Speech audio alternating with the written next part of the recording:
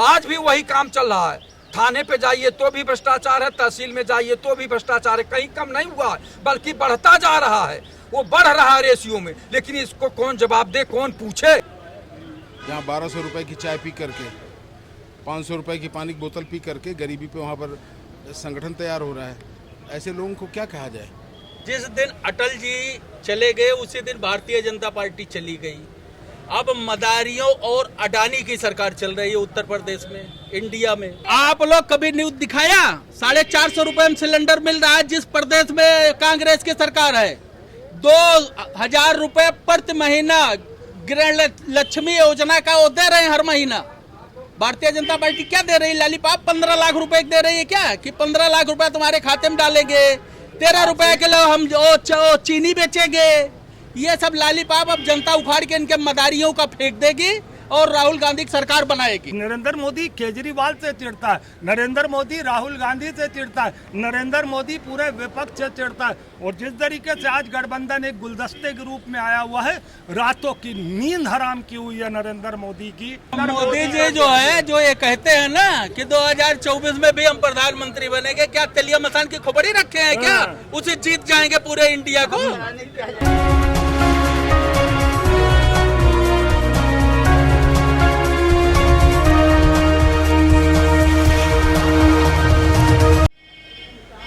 इस वक्त बीजेपी जो है लोकसभा चुनाव को लेकर तैयारियां करने में जुटी हुई है और इसी कवायद को देखते हुए आज बीजेपी ने एक नई रणनीति की घोषणा की है। उसका नाम है वन नेशन वन इलेक्शन। इसी के तहत आज जनता के बीच आए हुए हैं और उनसे बातचीत करेंगे कि जो बीजेपी की तरफ से ये रणनीति बनाई गई है वन नेशन वन इलेक्शन कितना कारगर होगी 2024 में।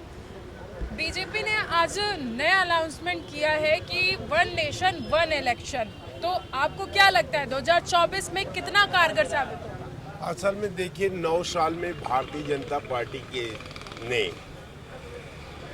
एक से एक अच्छी पॉलिसियां बनाई। उसी ने पॉलिसी बनाई सबका साथ, सबका विश्वास, सबका विकास। दूसरे ने नहीं बनाया, उसी ने बनाया कि एक देश एक निशान एक विधान। तो उसके सारे कंपनी वाले सबका महीना 30 दिन का होता है, उन कंपनी वालों का 28 दिन का होता है। अब देखिए ये जितनी प्राइवेट लिमिटेड कंपनियां हैं, भाजपा की कमाऊ प्राइवेट लिमिटेड कंपनियां, वो मोदी जी की पॉलिसी है। मोदी जी ने कहा कि साहब एक देश, तब जब एक देश तब एक विधान, अच्छी बात है। तो अब मोदी जी से कौन पूछे कि साहब आपने जनता पूछे। आपने विधान बनाया था कि महीना 30 दिन का होगा, लेकिन आपकी जो कमाऊ प्राइवेट लिमिटेड कंपनी है ये महीना 28 दिन का बता रही, 28 दिन का दे रही। किसी भी आप मोबाइल को किसी भी ये को उठा कर देख लीजिए, ये 28 दिन का महीना मानते हैं। अब दूसरी तो ये तो पहले से भी है ना 28 दिन का। ये 28 दिन वाला जो पॉलिसी है कि किसी भी मोबाइल फोन का या किसी का, ये तो पहले से चला आ रहा है। नहीं, कि जो वैलिडिटी होती थी वो सिर्फ 28 दिन की होती सब ये 2014 का बाद का है। 2014 से पहले 14 के बाद का 14 से का बाद का है। ये 14 से पहले 30 दिन का महीना था। आज जो हम मोबाइल का लेते थे, जो एग्रीमेंट हमको मोबाइल का मिलता था, ये आजीवन का मिलता था। हम पैसा हमारे मोबाइल में रहे या न रहे, हमारा मोबाइल एक्सपायर नहीं करती थी। आज एक महीना आप पैसा न डलवाइए, दूसरे महीना में आपकी मोबाइल निरस्त कर दी जाएगी आपका नंबर। अब रह गया सवाल कि भाई सबका साथ सबका विश्वास इनके पास है। बहुत उनको मोदी जी के सलाहकारों को मैं कह दूं कि या भारत का एक रिक्शा चलाने वाला भी पोस्ट ग्रेजुएट और ग्रेजुएट है। अब तुम प्रधानमंत्री हो, तुम भी पोस्ट ग्रेजुएट हो और ग्रेजुएट हो, तो इतना मत आप दुनिया को बेवकूफ समझे। ये देश समझ चुका है। अभी कोई भाई साहब कह रहे थे कि घोटाला, कांग्रेस में घोटाला, आपने आरोप लगाया। आज जिसके ऊपर आप आरोप लगाया, मैं एक कैबिनेट मिनिस्टर को जेल भेजता गया। लेकिन आज 9 साल से आपके ऊपर जो आप भ्रष्टाचार का आरोप लगाता है उसकी सदस्यता लोकसभा से आप खत्म कर देते हैं, उसको ईडी के रडार पर चढ़ा देते हैं, उसको सीबीआई के रडार पर चढ़ाते हैं और तमाम वर्तमान मुख्यमंत्री और दूसरे पार्टियों के मुख्यमंत्रियों को आप रडार पर लेते हैं। आप भ्रष्टाचार की बात करेंगे, आप भ्रष्टाचार की बात करेंगे। अरबों रुपया आपने गौरी गजानन घुमा करके लूट लिया, इस देश को हिसाब नहीं दिया, ये रुपया कहां गया? नहीं, ये देश समझ चुका है आज कंपैरिजन नहीं है, गवर्नमेंट ऑफ इंडिया इंडिया बन चुकी है। लड़ाई इस बात का है, वन इलेक्शन और इंडिया दोनों तरफ से है, तो ये कौन किस पे भारी ये पड़ेगा? तो सब देखिए, आप बताइए कौन किस पे भारी पड़ेगा? देखिए ये तो घुमावदार प्रश्न है, इस पे कुछ है नहीं। देखिए इंडिया और भारतीय जनता पार्टी में आमने सामने चुनाव होगा, जिसमें अगर इंडिया वाले ने प्रयास किया, जमकर प्रयास किया, धरातल पे प्रयास किया तो जरूर बदलाव आएगा। और अगर केवल वहीं से बोलेंगे तो नहीं, ये जनता के बीच में जाना होगा और इनकी सारी बातों को बताना होगा कि बीजेपी ने क्या क्या वादा किया था। प्रतिवर्ष 2 करोड़ रोजगार देने का वादा किया था, भ्रष्टाचार समाप्त करने का वादा किया था, महंगाई कम करने का वादा किया था और विदेशों में काला धन जो जमा था उसको वापस लाने की बात कहे थे। कितना ले आए आज तक प्रधानमंत्री जी कभी जवाब नहीं दिए कि मैं विदेशों से काला धन वापस ले आया हूं और भ्रष्टाचार इतना कम किया हूं। कहीं कुछ है? आज भी वही काम चल रहा है। थाने पे जाइए तो भी भ्रष्टाचार है, तहसील में जाइए तो भी भ्रष्टाचार है, कहीं कम नहीं हुआ है बल्कि बढ़ता जा रहा है। वो बढ़ रहा है रेशियो में, लेकिन इसको कौन जवाब दे, कौन पूछे? आप लोग हम लोगों से पूछने आते हैं, जनता पूछे, उनके मंत्रियों से जाके पूछिए कि कैसा हो रहा, सरकार से पूछिए कि ये क्यों हो रहा है। ये हम लोग मंत्री और सरकार की तरफ से तो दावा किया जा रहा है कि कोई भ्रष्टाचार नहीं हो रहा है बल्कि जनता के हित में काम किया जा रहा है। आपके हिसाब से ये सच्चाई है। धरातल पे जाके देखिए, किसी भी थाने में और किसी भी तहसील में जाके देखिए, कहाँ नहीं भ्रष्टाचार है। दफ्तर दफ्तर भ्रष्टाचार, कौन है इसका जिम्मेदार? ये जवाब दे सरकार ने। आप क्या कहेंगे? आप क्या कहेंगे इस पे? आप ने कहा आप लोगों से कि हमसे सवाल ना पूछिए। नहीं, आपसे भी सवाल पूछना जरूरी मैं है। नेता नहीं हूँ, मैं एक सामान्य आदमी हूँ और मेरे सामान्य भाषा अभी सामान्य आदमियों की ही बात की जा रही है, जनता की ही बात की जा रही है। भ्रष्टाचार के नाम पर ना मोदी भ्रष्टाचार करने आते हैं, ना योगी भ्रष्टाचार करने आते हैं। यही अधिकारी पहले भी थे, आज भी वही हैं। बहुत ज़्यादा फर्क उनके अंदर नहीं पड़ा है, तो सिर्फ इसलिए कि उनके अंदर अभी चेतना नहीं जागी। तो फिर विपक्ष के लोग क्यों आरोप लगा रहे हैं? विपक्ष के लोगों के पास और काम क्या है? कोई काम है? बैठ के गरीबी, महंगाई और बेरोजगारी पे भाषण दे रहे हैं। इंडिया संगठन बन रहा है कहाँ? ग्रैंड हयात में, जहाँ 1200 रुपए की चाय पी करके, 500 रुपए की पानी की बोतल पी करके गरीबी पे वहाँ पर संगठन तैयार हो रहा है। ऐसे लोगों को क्या कहा जाए? ये मानसिक दिवालिया लोगों के लिए मेरे पास कोई शब्द नहीं है। Thank you. भारतीय जनता देखिए, इन्होंने कहा कि मानसिक दिवालिया लोगों के लिए कोई शब्द ही नहीं है। आप बताइए, आप क्या कहेंगे? जो वन इलेक्शन, वन नेशन और इंडिया दोनों की जो लड़ाई है उसमें कौन आगे निकलेगा 2024? मैं इसका जवाब दे रहा हूँ। जिस दिन अटल जी चले गए उसी दिन भारतीय जनता पार्टी चली गई। अब मदारियों और अडानी की सरकार चल रही है उत्तर प्रदेश में, इंडिया में। तो अडानी की सरकार जो है, जनता इस बार उखाड़ के फेंक देगी, राहुल गांधी को प्रधानमंत्री बनाने का काम करेगी, क्योंकि हमारे देश से भ्रष्टाचार खत्म होना बहुत जरूरी है, क्योंकि ये मदारी और अडानी की सरकार चल रही है। ये भारतीय जनता पार्टी अटल के साथ ही चली गई, खत्म। कैसे बनेगी राहुल गांधी की सरकार? कैसे बनेगी जब उसमें दूल्हे 36 है? तो कैसे दूल्हा घोड़ी पे बैठे? आप लोग कभी न्यूज दिखाया? 450 रुपए में सिलेंडर मिल रहा है जिस प्रदेश में कांग्रेस की सरकार है। 2000 रुपए प्रति महीना गृह लक्ष्मी योजना का वो दे रहे हैं हर महीना। भारतीय जनता पार्टी क्या दे रही है? लॉलीपॉप 15 लाख रुपए दे रही है क्या? कि 15 लाख रुपए तुम्हारे खाते में डालेंगे, 13 रुपए किलो हम चीनी बेचेंगे। ये सब लॉलीपॉप अब जनता उखाड़ के इनके मदारियों का फेंक देगी और राहुल गांधी की सरकार बनाएगी। इनके आदेश ज्यादा अंधभक्त भी चले आए हैं कांग्रेस में। जो बहुत पक्के अंधभक्त हैं वही है। भारतीय जनता पार्टी खत्म हो गई, मदारियों की पार्टी है। इन्होंने कहा कि भारतीय जनता पार्टी जो है वो मदारियों की पार्टी है, आप क्या कहेंगे?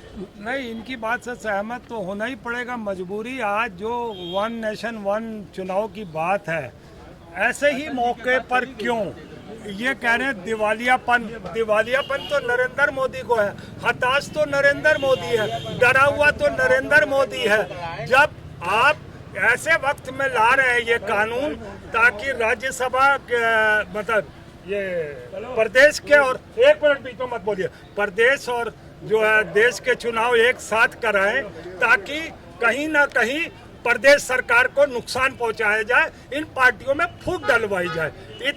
इतना हताश, इतना परेशान नरेंद्र मोदी को कभी भी हमने नहीं देखा था, मगर इस बार से जब से सीजीआई ने एक्शन लेना शुरू कर दिया है, उसका मानसिक संतुलन खो चुका है। जब तक सीजीआई है तो समझिए इस पर शनि भारी है। लेकिन मोदी जी ने तो पहले से ही ऐलान कर दिया कि 2024 में उनके अलावा प्रधानमंत्री कोई नहीं बनेगा। बताइए आप। अहंकार में तो कभी भी अहंकार तो रावण का भी नहीं रहा। तो नरेंद्र मोदी जी जो है, जो ये कहते हैं ना कि 2024 में भी हम प्रधानमंत्री बनेंगे, क्या तेलिया मसान की खोपड़ी रखे हैं क्या? उसे जीत जाएंगे पूरे इंडिया को? क्या जरूरत है चुनाव करा लेते? आप लोग क्या करेंगे? आप लोग क्या करेंगे? वोट देंगे या फिर वोट देने जाएंगे या फिर अपना जो आईडी कार्ड है, वोटर आईडी कार्ड, उसको फेंक देंगे? बिल्कुल वोट देंगे। इनकी तेलिया मसान की खोपड़ी जो रखे हैं गुजरात से ला करके, वो खत्म हो जाएगी, वो काम करेगी नहीं इस बार, क्योंकि 10 साल कर चुकी है वो, अब नहीं करेगी तेलिया मसान की खोपड़ी काम। अब ये उसको ले जा करके गुजरात में रख करके आए, क्योंकि इनकी जो है ईमानदारी और बेईमानी सब उजागर हो गया जनता के सामने कि ये अडानी की ही सरकार चल रही है। अटल के बाद अब भारतीय जनता पार्टी नहीं चल रही है। अटल अपने साथ में ही लेकर चले गए भारतीय जनता पार्टी को। अब ये खाली लूट और घसोट और डकैती डालने वाली सरकार है। जगह जगह दंगा करवाए, राम के नाम पे वोट ले, जय श्री राम बोलवा करके गोली मरवाए। ये छोड़े, ये चलिए, ये ठीक है, लेकिन इससे पहले हम आपसे जानना चाहेंगे कि जो ये विपक्ष में कई पार्टियां शामिल हुई हैं और उसमें से 4-5 लोगों का नाम सामने आया है कि ये प्रधानमंत्री के दावेदार हैं, तो आपको लगता है कि जब वो 4-5 हैं तो राहुल गांधी को वो प्रधानमंत्री बनने देंगे? उसमें राहुल गांधी ही प्रधानमंत्री बनेंगे। वो लोग समर्थन दे चुके हैं राहुल गांधी को। नीतीश दादा क्या करेंगे? नीतीश दादा भी समर्थन दे चुके हैं कि आप जो है जनता का भला करिए, देश बचाइए, जो देश बिक रहा है आपका। इसलिए मैं इनकी थोड़ी सी बात काटूंगा जरूर। इन्होंने कहा कि राहुल गांधी बनेंगे, मैं ये कह रहा हूँ राहुल गांधी कोई प्रधानमंत्री का चेहरा नहीं है, कोई अखिलेश चेहरा नहीं है, कोई नीतीश कुमार चेहरा नहीं है, कोई ममता नहीं चेहरा कौन? तो एक मिनट सुन तो लीजिए, ये गठबंधन है। अब गठबंधन में स्थितियां क्या कहेंगी, नतीजे हमारे क्या कहेंगे, हमें ये तो लगता है कि आज एक मिनट आज की स्थिति में जो कि हम देखते हैं कि कांग्रेस एक बड़ी पार्टी के रूप में है, तो हमें लगता है जो बड़ी पार्टी के रूप में है, हो सकता है कल को सपा आगे निकल जाए या ममता आगे निकल जाए। मुझे ये लगता है कि इस तरीके से कहना कि राहुल गांधी बनेगा प्रधानमंत्री या नीतीश कुमार बनेगा या ये यादव बनेगा, ये सब नहीं होता। हमें लगता है कि हम गठबंधन के तहत चुनाव लड़ रहे हैं, जब नतीजे आएंगे और जो हमारी बड़ी पार्टी होगी हम उस तरीके से बैठ के उसको प्रधानमंत्री। इसका क्या होगा जो वन इलेक्शन वन नेशन का अनाउंसमेंट किया गया है भारतीय जनता पार्टी की तरफ से, इसका क्या होगा? इंडिया जीतेगी या फिर बीजेपी? इंडिया ही जीतेगी। क्या आप कैसे कह रहे हैं इंडिया जीतेगी? जनता की आवाज से। जनता की आवाज है। हाँ, जनता की आवाज। इस बार आप वोट किसको देंगे? इंडिया को ही देंगे। इंडिया में तो कई सारे गठबंधन आ गए, वो समय के अनुसार देखा जाएगा। जैसा कई सारी पार्टियां उसमें शामिल हैं, तो आपको क्या लगता है जब कई सारी पार्टियां आला कमान होंगी तो क्या देश का विकास होगा? हाँ, क्यों नहीं होगा? नहीं हुआ था क्या जनता दल ने? पहले नहीं हुआ, पहले भी हुआ। पहले भी हमारी सरकार बनी है इस तरीके से। जनता दल भी 1977 में आई थी। सवाल यहाँ ये नहीं है मैम चलेगी कि नहीं चलेगी। आप ये कह रहे हैं कि इतने दल मिलके एक कंपनी बना रहे हैं, तो नरेंद्र मोदी क्या कर रहा है? वो अकेला जब सब पे भारी है तो 38 की फौज लेके क्यों चल रहा है? फिर वो खुद को शेर क्यों कह रहा है? आप ये बताइए ना। खुद को वो क्यों कह रहा है और खुद को ही अपने आप को 24 में जीता हुआ मान रहा है? इससे पता चलता है वो कितना हताश और कितना घबराया हुआ है। अब ये बता दे, ये वो 7.5 ढैया होती है ना, ये 1.5 ढैया इसके ऊपर है CGI चंद्रचूड़ की, नरेंद्र मोदी की, और वो नवंबर तक रहेगी, 2024 तक। तो ये नरेंद्र मोदी छटपटा रहा है, इसीलिए ये कुछ भी नहीं कर पाएगा। ये जितने एक देश एक इलेक्शन, उस पर कई अमेंडमेंट हैं, कई चीज़ें हैं जो हमें बदलाव के रूप में लोकसभा में जाके करनी पड़ेगी, और फिर राज्यसभा में इनका बहुमत नहीं है। अभी इन्होंने दिल्ली में जो ये करा लिया तो वो बेवकूफ़ी थी उस बेंच की जिसने नरेंद्र मोदी के इस पिट्ठू संजय मिश्रा को 45 दिन का कार्यकाल दे दिया। नहीं तो दिल्ली वाली भी समस्या वो हल हो जाती उसी वक्त, और उसे केजरीवाल को पूरी सरकार चलाने का एक दावा मिल जाता। पंजाब में भी आम आदमी पार्टी की सरकार है, वहाँ पर आप देख रहे हैं कि क्या हालत है जनता की, नशे में डूबी रहती है अधिकतर जनता वहाँ की। तो आम आदमी पार्टी की ही सरकार है ना, तो आप कैसे कह रहे हैं कि अगर वहाँ पर संजय मिश्रा ना होते और आम आदमी पार्टी का? आप यहाँ करते, पंजाब में 2 किलो अफीम चरस गांजा पकड़ा जाता है और गुजरात में 200 300 किलोग्राम पकड़ा जाता है। तो आपको उसमें फ़र्क नहीं नज़र आ रहा कि शराबी या ये इस तरीके के जो नशेबाजे हैं वो गुजरात में है या कहाँ है? पंजाब में है। पंजाब को आप ज़बरदस्ती बदनाम क्यों कर रहे हैं? पंजाब चूँकि एक उभरा हुआ प्रदेश है, एक कामयाब प्रदेश है, किसानों का प्रदेश है, उससे ही नरेंद्र मोदी चिढ़ता है, और नरेंद्र मोदी केजरीवाल से चिढ़ता है, नरेंद्र मोदी राहुल गांधी से चिढ़ता है, नरेंद्र मोदी पूरे विपक्ष से चिढ़ता है। और जिस तरीके से आज गठबंधन एक गुलदस्ते के रूप में आया हुआ है, रातों की नींद हराम की हुई है नरेंद्र मोदी की।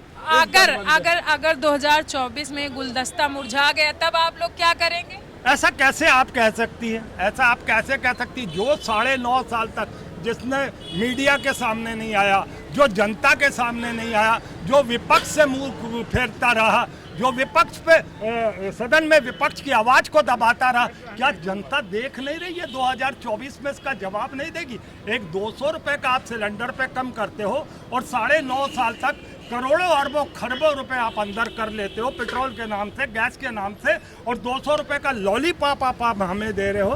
तो हम वो लॉलीपॉप अब आपको हम देंगे 2024 में। आपने देखा, जनता ने बताया कि 2024 की जो लड़ाई है, one election one nation versus India की, वो आसान नहीं होगी, क्योंकि अब जनता भी समझ चुकी है कि किसको चुनना है। जनता ने कहा कि इस बार प्रधानमंत्री राहुल गांधी ही चुने जाएंगे। कैमरामैन सूरज के साथ मैं सोनम सिंह, TV 24 लखनऊ।